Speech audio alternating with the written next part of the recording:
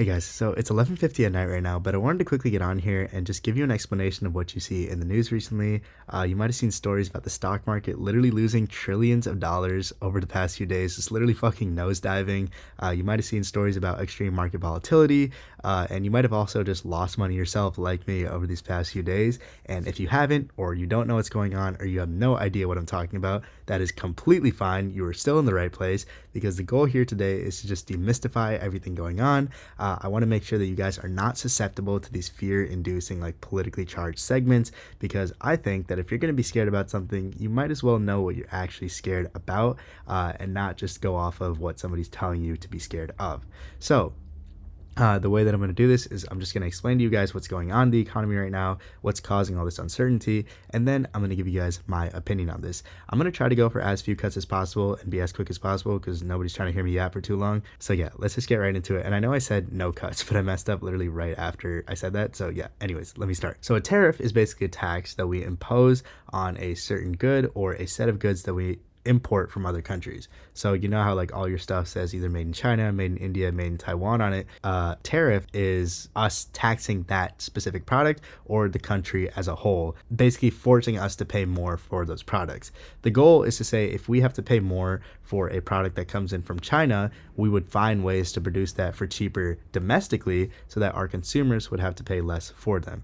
To give you a good analogy, if you were paying $10 for something that you produce in China before and a 50% tariff was imposed, now you'd be paying $15. So instead, you would turn around and try to find somebody domestically that's selling it for as close to $10 as possible. And if nobody is, then maybe somebody will come around and start producing it for around that price point. So that creates jobs locally, it boosts the local economy, gets money flowing around, and it's really, really good in theory. And Biden actually did impose tariffs as well. He imposed tariffs on steel. It's a common tactic that's been used historically for certain products with the goal of boosting domestic production. Okay, I'm sorry, I had a burp. But here's a list of all the tariffs that Trump has imposed, and these are on all the imports from these countries. I want to be clear on every single import from these countries. So before I mentioned like you have a specific product that you buy from a country, but if all the products from that country are tariffed, that means if your entire business only buys from that country specifically, now you are paying a tariff on every single item you import from that country.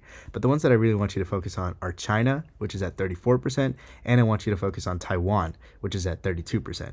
So China are the main people we rely on to basically manufacture fucking everything we have. So when you put a 34% tariff on that country, we're basically telling our local consumers you now have to pay 34% more for anything that you are importing from China. So you know how everything says made in China? Now those things are expected to go up 34% in price. Now, Trump's reasoning behind all these tariffs is because he wants us to start producing stuff domestically. So he wants us to stop relying on all these countries for our manufacturing or whatever else. He wants us to do it all at home. So the last time we saw tariffs on this widespread of a scale was the Smoot-Hawley Tariffs Act of 1929.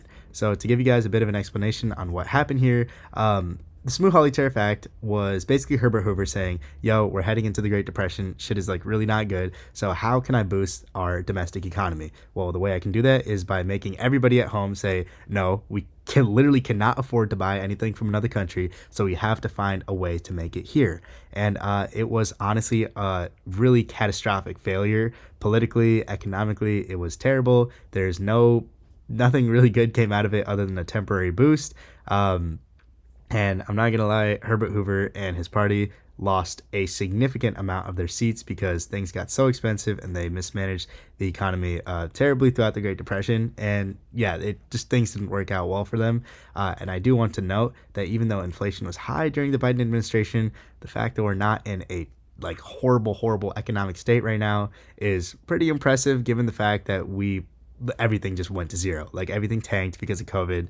And somehow just a few years later, we are all pretty much back on our feet, and the economy isn't great right now, but it's surviving, and that's saying something. Now, the reason I bring up Biden's economy is because we are nowhere near as bad as we were during the Great Depression, so we actually don't really know how these tariffs are going to affect our economy right now. A lot of economists, as you can see on the screen, really don't like the idea. They think that it's going to do a lot of harm. They also know that we consumers are going to be the one paying those tariffs because companies literally just cannot afford to pay those tariffs and keep our prices the same. So if they were paying, $20 for something before and a 20% tariff was levied on them, now they're paying $24. That $4 difference is going to get put on, guess who? Us, the consumer.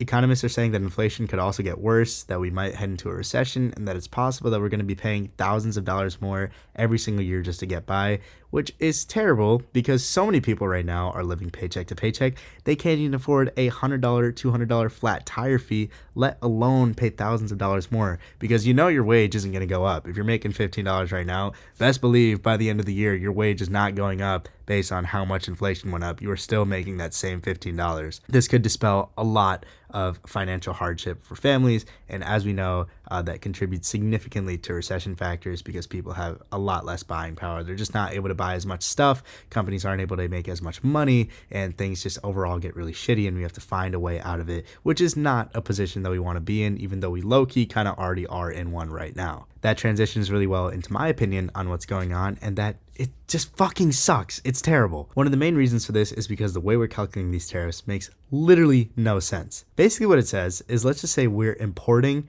$40 billion of stuff from a country and they're only importing $20 billion of stuff from us. We are going to increase their tariff to the point that they are paying that $40 billion to achieve a balance. Because when we're importing $40 billion and they're only importing $20 billion, we are in a trade deficit. So to balance that out, to make it equal, we are going to basically make them pay a tax on the stuff that will allow them to be at the same level as us. It just doesn't really make sense, because the thing is that's kind of just how trade works, right? Like, let's just say we want to get certain things from a certain country. We are going to get that from the country based on how much demand we have domestically for it, and if they need something from our country, they'll get that as well. It's like walking into a grocery store and buying something because you need food from the grocery store, and then getting mad because the grocery store isn't paying you the same amount that you paid the grocery store for something you have, when it's like, why would the grocery store pay me? I went to go buy something from the grocery store. Now, my example earlier was a bit extreme because we aren't actually tariffing them the full amount, because that would be ridiculous. We're tariffing them half of what it would cost to get to an even trade balance. But that's still just a ridiculously high tariff price that's going to cause extreme economic hardship for us here in our country, and it's very worrying for me. I want to focus right here on Taiwan, and the reason I mentioned Taiwan before is because Taiwan produces what are called semiconductors, which are in these things, our phones and all of our devices. So basically this is saying to like Apple and all these companies that make all their money off of selling hardware to consumers, good fucking luck, because you can't get this stuff from Taiwan for nearly as cheap anymore. And what they're going to do is they're going to still get the stuff from Taiwan, because nobody else in the world can make stuff nearly as cheap and as well and as fast as TSMC can. And then guess who is going to pay that ridiculous 32% price increase?